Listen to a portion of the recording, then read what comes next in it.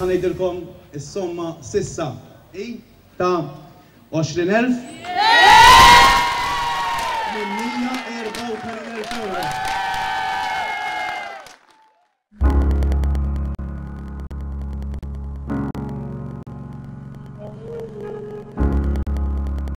Solidarjetà fl-aqwa tagħha. M'hemmx kliem aħjar milli tispjega l-aħħar 8 ijiem illi matulhom il-komunità ta' Ħalsafi ingħaqdet familja waħda, il-koll wara iċkejkien Kyle illi sara iqlub ta' bosta nies. Kyle ta' 3 snin u nofs ftit xhur ilu nstab illi beda jbati mill-marda kifra tal-lukemja.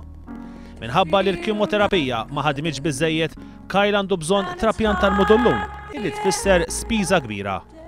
Għalhekk grupp ta' żgħażagħ organizzaw sensiela ta' attivitajiet f'Ħalsafi illi laħqu l-qofol tagħhom il-ħadd wara nofsinhar mixja madwar Ħalsafi. Kyle huwa tifel li seraq ħafna qlub. Nitlob ħafna lih u nieħu gost li jekk nagħmlu xi mixja biex niġbru xi fondi ħalli ngħinu l-familja fil-bżonnijiet tiegħu. Tipprova tgħin biex forsi mbagħad taraħ kuntent u għax dik l-importanti taraħ bid-daħa.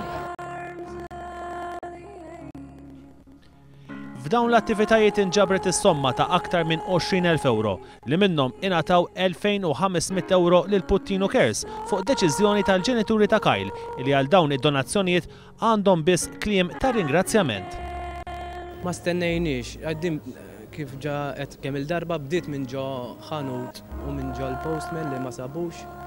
Kyle kien qiegħed magħluq ġewwa u blajnuna tagħhom ħriġnieh għax qalulna ġibuh naqra sal-ground.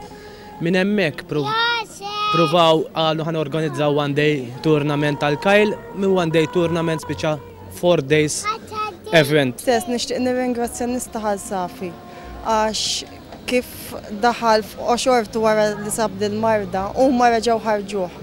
Huma bil-qalb kbira tagħhom, bil-imħabba li jurew, disponibilità, għattaw ħafna ħin biex jorganizzawlu moħħhom fih.